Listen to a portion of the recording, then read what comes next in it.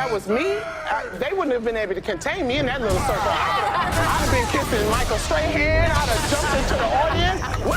You know, I was like, that changes your life. $100,000. Yeah. Good. Oh, man. Okay, let me change the subject to comedy. Okay, all right, let's talk about that. Okay, so there's an article in the Times the other day. All right. Are you ready for this? Yeah, I'm ready, boo. You did a little serious turn. No, a lot of because I know. That's Let me be very professional. That's how this show goes, you know? Yeah. Y'all gonna see so much stuff because you can't hold me accountable of what I did in 1987. I mean, I wasn't smart. You know what I'm saying?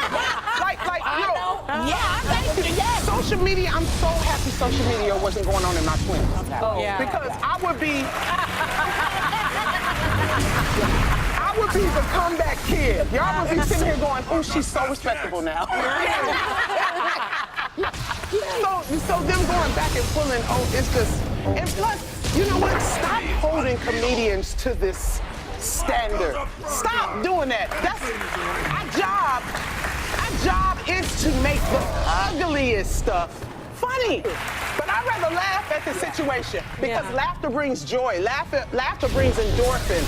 Laughter brings contagiousness. Does that make sense? Yes. Like it brings joy.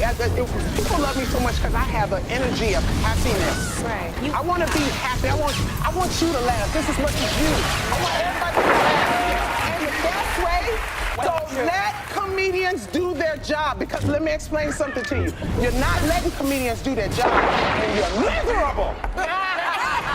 You're miserable. Because laughter is a release. Just like watching acting, just like listening to music, just like looking at art. Laughter is a release that you are now cutting off. Stop walking around so offended. You're not going to be able to survive life if you walk around offended.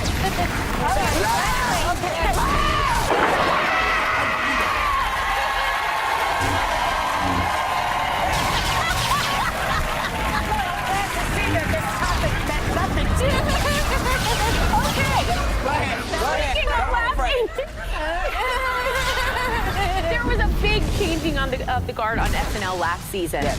Keenan, who played a mean, fierce Whoopi in sketches for all these years.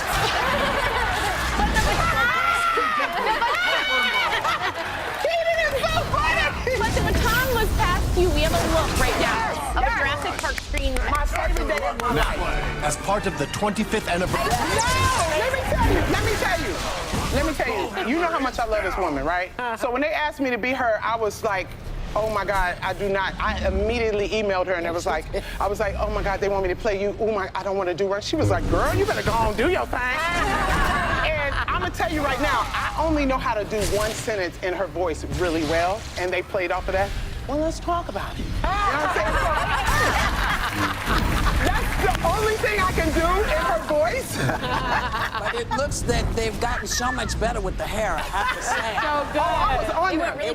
Oh no, you should have seen what they brought. You should have seen what they brought first. I saw him wear it for years. I'm not wearing that, and that's not how she look, and you know that. Are they going to get a joy from? Are they going to get a woman now? No, they always have men play you and me. Yeah, I know. This is at least a woman is playing you. Well, I'm surprised that Kate's not playing you, or No, what's his name? Used to do it. Fred Armisen. I have a Fred woman Armisen. playing me. What? 80s playing me.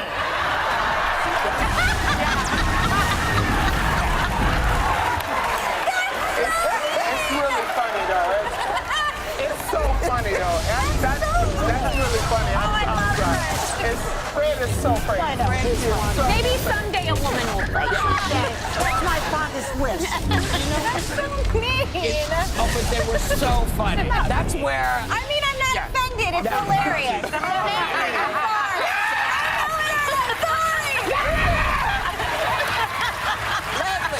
Listen, you need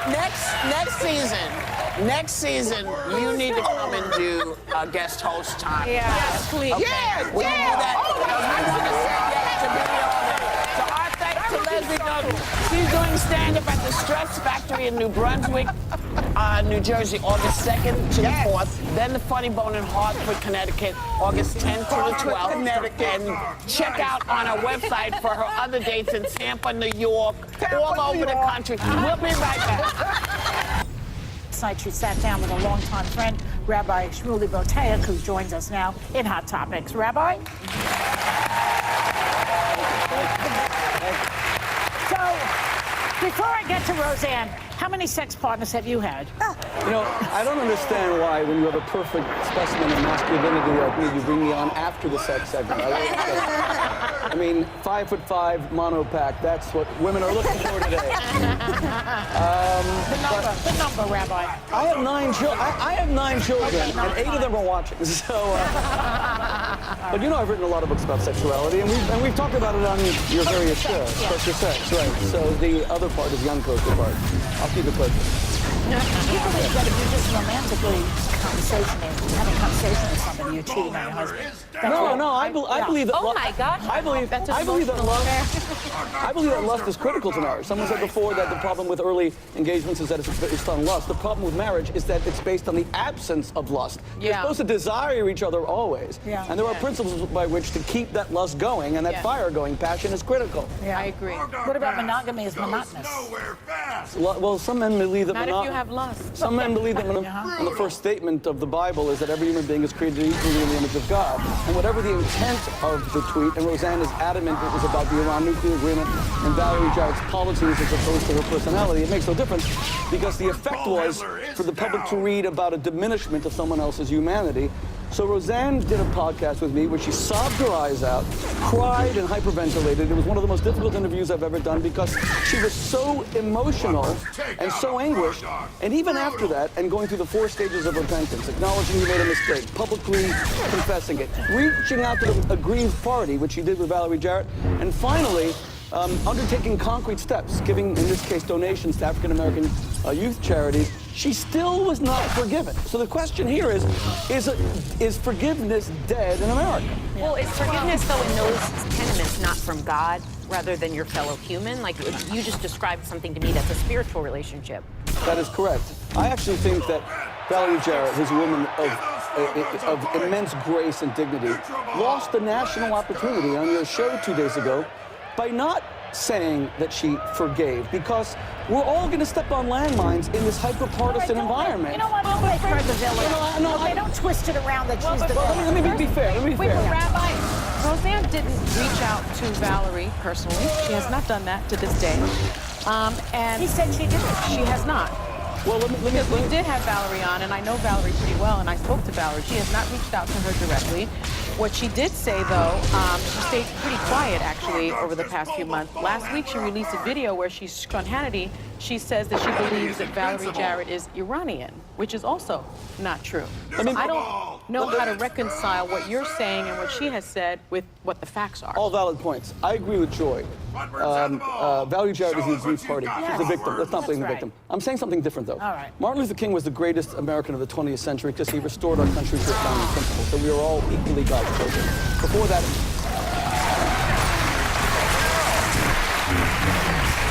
And Martin Luther King said 2 things about forgiveness. He said, A, forgiveness is not an occasional act, it's a constant attitude. And B, he said, when we lose the capacity to forgive, we've lost the capacity to love.